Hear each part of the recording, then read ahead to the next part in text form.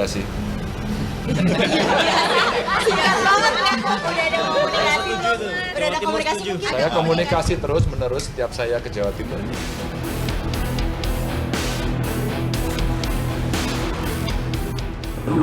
Saya siap turun. Saya siap turun. Ibu, satu lagi Bu, soal ini Bu, tim ses Bu, gimana Bu, tim sukses salah satu pasangan calon Ibu, gimana Bu? Ibu, ngapunten Ibu. Terima kasih Bu.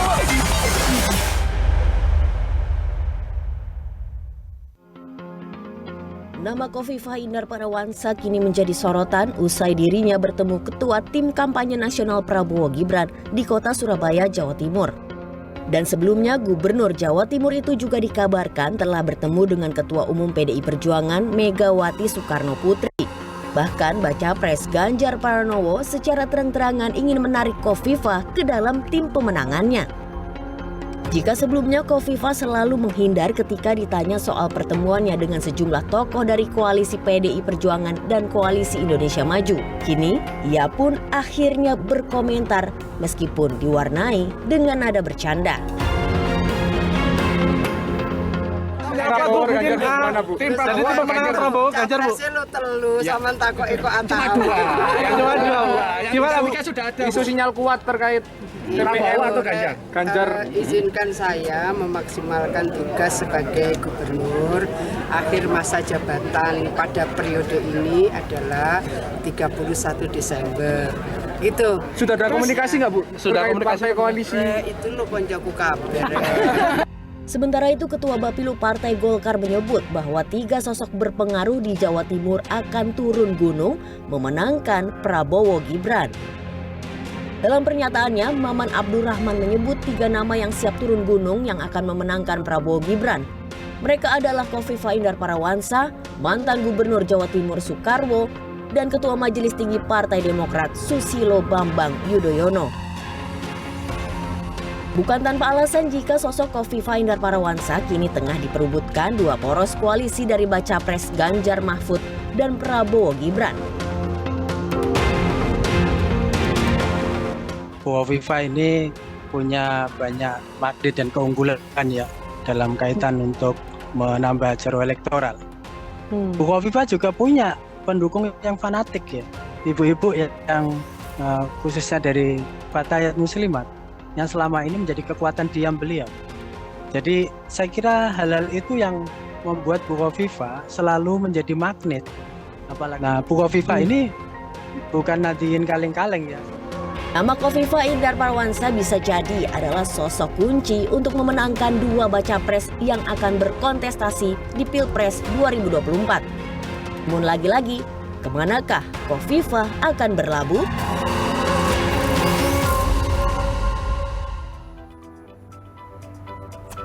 Selamat malam, saya Fristian Grich, Anda menyaksikan obrolan malam. Tadi kami sudah tunjukkan kepada Anda nama Khofifah seolah menjadi rebutan di antara 2 paslon baca pres dan baca wapres. Ada Koalisi Indonesia Maju di satu sisi dan juga Partai Demokrasi Indonesia Perjuangan dengan sejumlah partai yang tergabung dalam kerjasama politiknya. Saya ajak Anda ngobrol seberapa signifikan nanti efek elektoral yang diberikan jika memang Khofifah Indar Parawansa memilih untuk berada di salah satu kubu. Saya sapa sudah bergabung bersama kita semua, ada Maman Abdurrahman, Ketua Bapilu Partai Golkar, ada Ahmad Baidowi, Ketua DPP Partai Persatuan Pembangunan, dan Aji Alfarabi, peneliti LSI dari DNJA. Selamat malam Bang Maman, Mas Awi.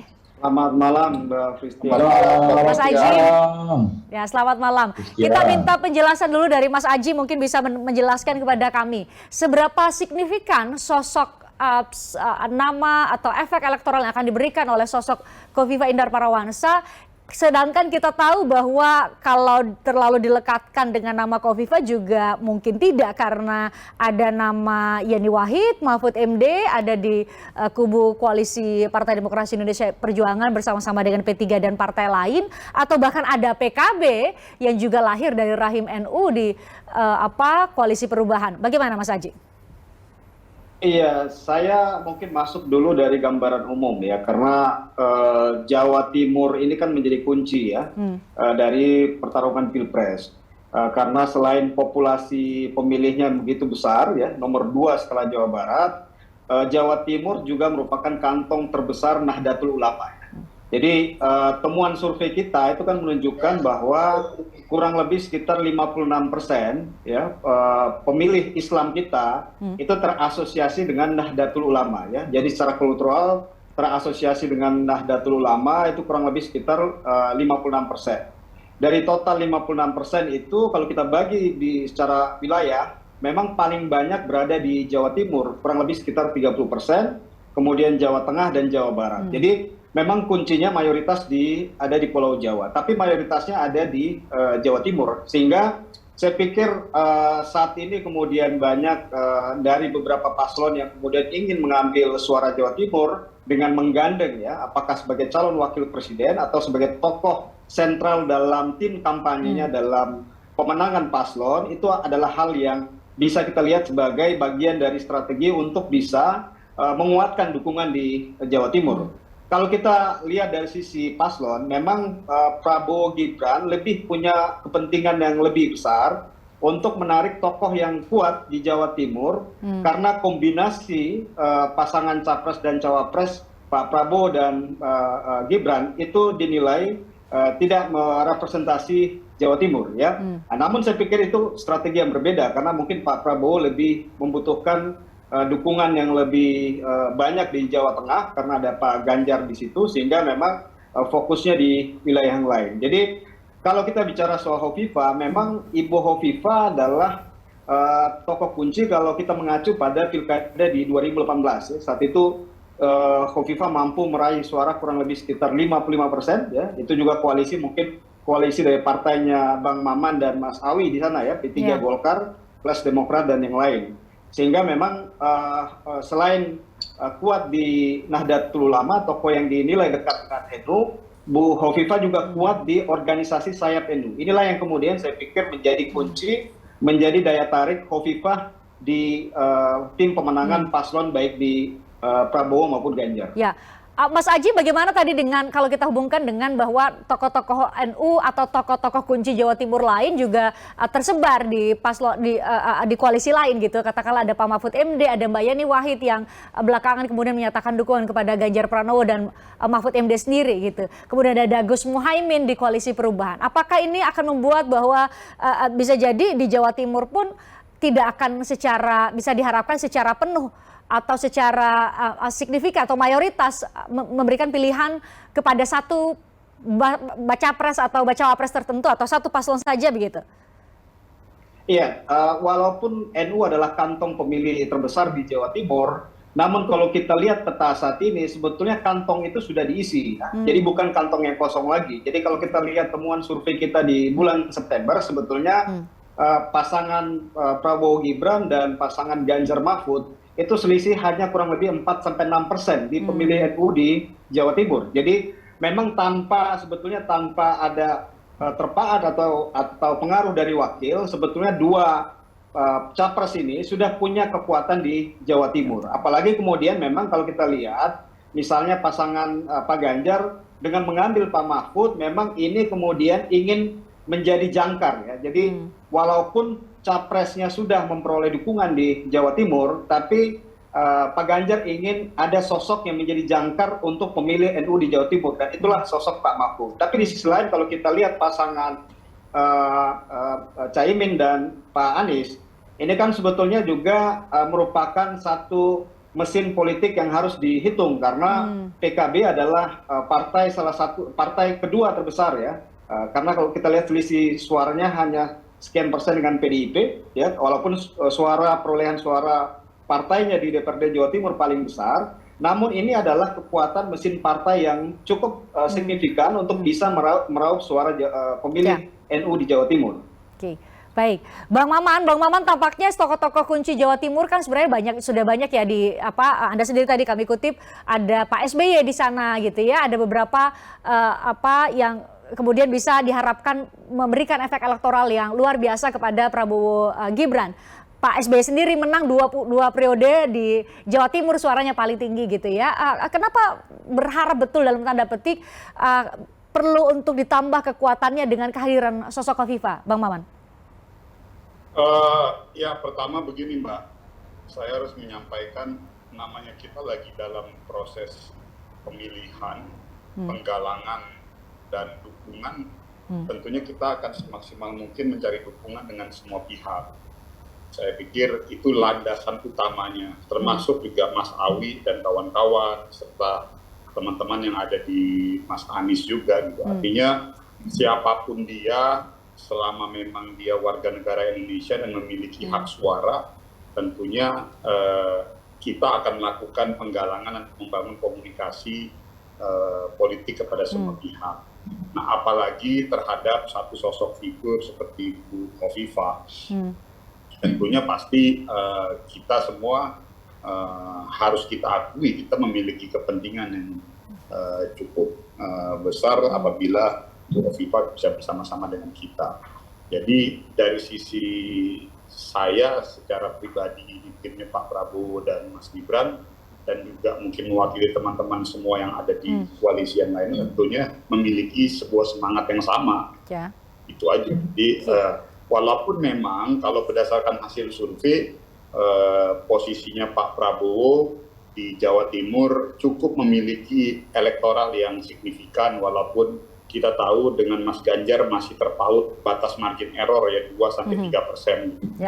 Artinya kita melihatnya terlepas dari bahwa tadi disampaikan oleh Pak Christian bahwa sosoknya Pak Prabowo dan Mas Gibran dianggap tidak merepresentasikan wilayah Jawa Timur, tetapi ternyata kalau diteropong melalui hasil survei ternyata cukup positif dan cukup signifikan rekaman survei Pak Prabowo dan Mas Gibran di Jawa Timur.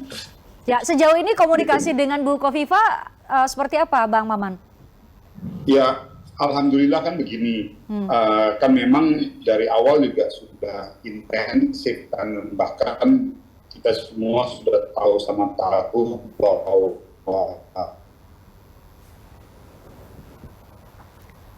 menjadi salah satu kan Presiden kan harus dipahami, namanya beliau juga masih menjabat sebagai Gubernur Jawa Timur, ya tentunya sampai nanti batas tanggal 31 Desember ya beliau tentunya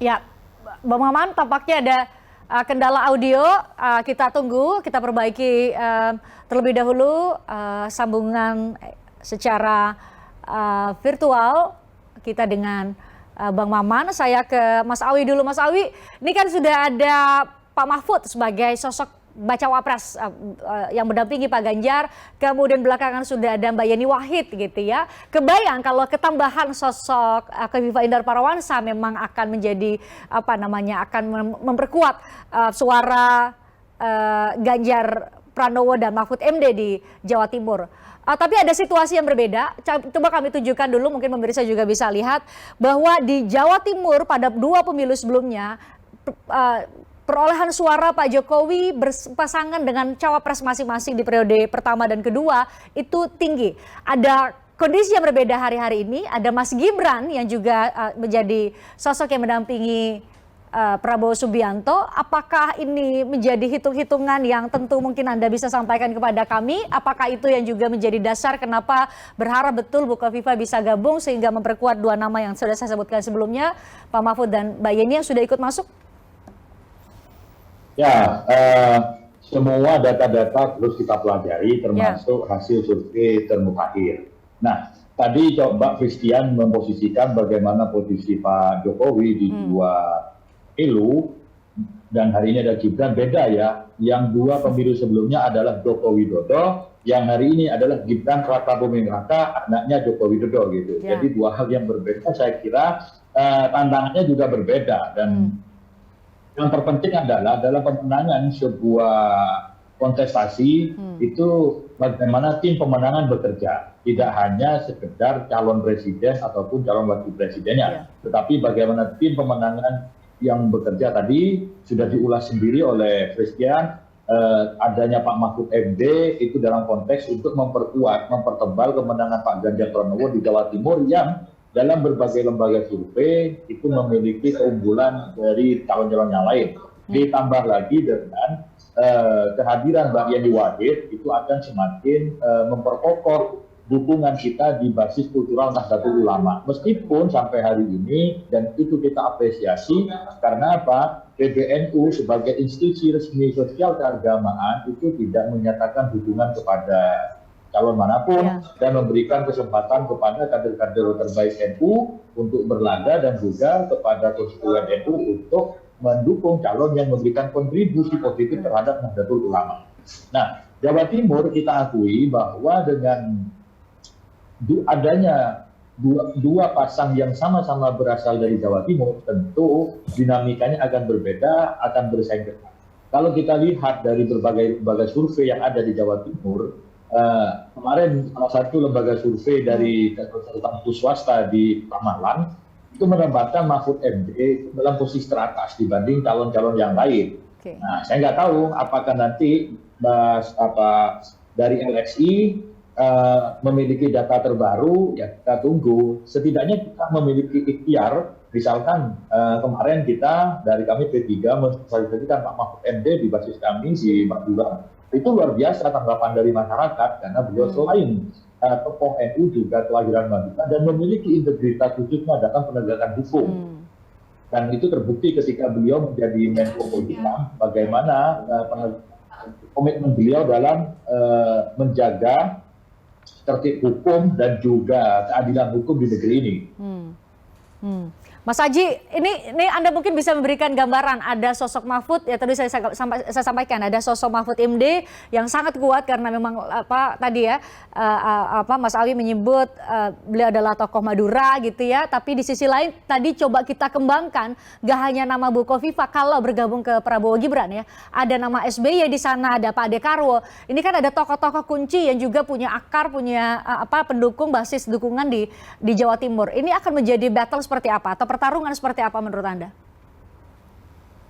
Iya, memang saya lihat Prabowo Gibran pastinya akan lebih serius ya dalam rangka untuk meraih suara Jawa Timur ya. Makanya kalau kita lihat tadi dari berita yang kita dapat, kemudian dari penjelasan Bang Maman bahwa ada beberapa tokoh kunci yang kemudian menjadi incaran dari pasangan Prabowo Gibran ya, misalnya Khofifah, kemudian Pak SBY, Pak Dekarwo ya, karena ini adalah tokoh-tokoh yang diharapkan bisa kemudian mempertebal dukungan Pak Prabowo Gibran di Jawa Timur ya.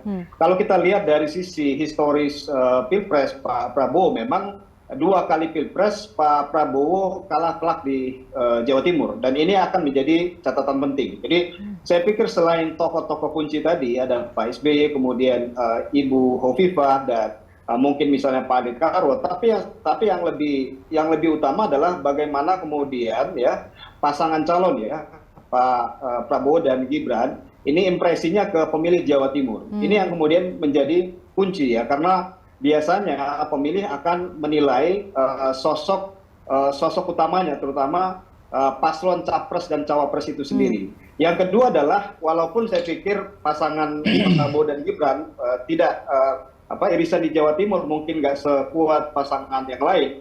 Namun asosiasi pasangan ini dengan Pak Jokowi itu juga bisa menjadi satu kekuatan pasangan Prabowo Gibran ya. Karena kita lihat dari survei yang kita temukan ya, dari tingkat kepuasan pemilih terhadap Pak Jokowi yang di atas 70% ya, di pemilih NU itu angkanya lebih tinggi lagi ya, di atas 80%. Sehingga ini yang kemudian menjadi salah satu salah satu modal kemudian kalau asosiasi antara Pak Prabowo dan Pak Jokowi ini akan semakin kuat. Walaupun tadi disinggung sama Mas Awi bahwa ini Gibran bukan Jokowi, tapi saya pikir faktor endorsement itu juga akan menjadi penting di Jawa Timur. Nah, Mas Awi, gimana tuh dengan fakta itu, Mas Awi?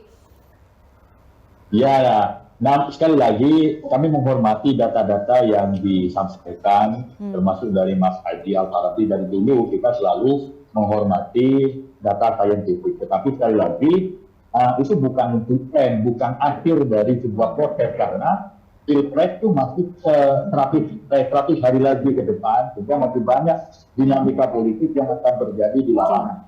Dan mudah-mudahan apa yang kami ikhtiarkan itu bisa terrealisasi. Yang terpenting bagi kami adalah bagaimana karena temanya adalah Jawa Timur, bagaimana memperkuat posisi kami di Provinsi Jawa Timur dengan menggandeng tokoh-tokoh, kalau tadi disebut Bu Hovifah, yang memang beliau seorang gubernur, ketua muslimat, dan ingat tokoh di Jawa Timur tidak hanya Bu Hovifah, masih banyak yang lain. Namun demikian, kita tetap akan terus melakukan pendekatan khususnya di kantong-kantong pemilih Nahdien untuk bisa memaksimalkan dukungan ke Pak Ganjar dan Pak Mahfud MD, yang mana Pak Mahfud MD secara kultural itu adalah warga Nahdien dan juga secara struktural pernah menjadi Dewan Pembina Ansor dan juga ISNU, Ikatan Sarjana Nahdlatul Ulama, dan juga menjadi kader ideologisnya Gus Dur. Ini yang terpenting, karena Jawa Timur itu irisan pemilih Gus Durian itu cukup luar biasa kuat.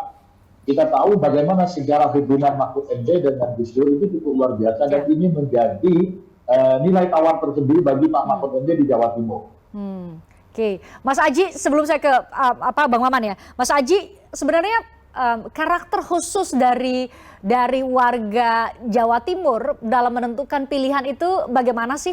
Karena tadi saya bertanya soal bahwa tokoh-tokoh kunci Jawa Timur ini tersebar di dua koalisi ini gitu ya, dan dari hasil survei di dua paslon, baik itu Pak Ganjar Mahfud maupun Pak Prabowo Subianto, itu kompetitif sekali. Saya katakan kompetitif karena ada satu lembaga survei yang memenangkan atau mengatakan unggul satu paslon tertentu, dan lain lagi dengan hasil dari lembaga survei yang lain. Bagaimana karakteristik mereka? Ya, sebetulnya kalau kita lihat karakteristik umum itu kan kurang lebih sama.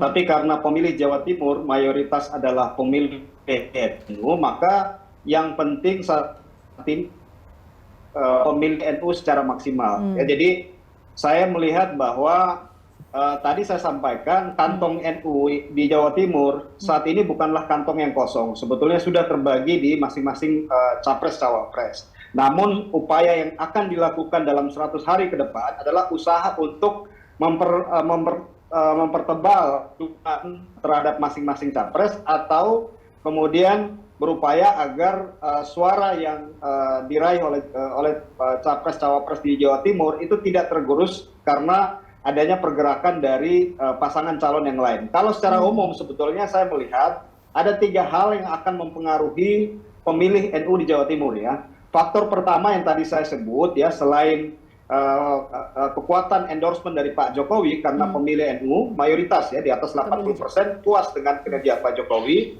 Yang kedua adalah faktor endorsement tokoh-tokoh NU ya.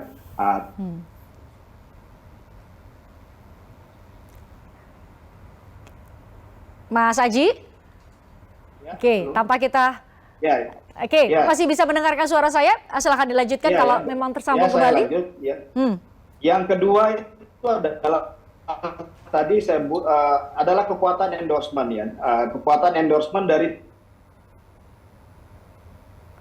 juga tokoh-tokoh yang kuat secara kultural ya. Tadi yang sempat disebut sama Mas Abi. Yang ketiga adalah kalau kita lihat dari sisi isu ya, memang pemilih NU adalah pemilih yang cukup concern terhadap isu.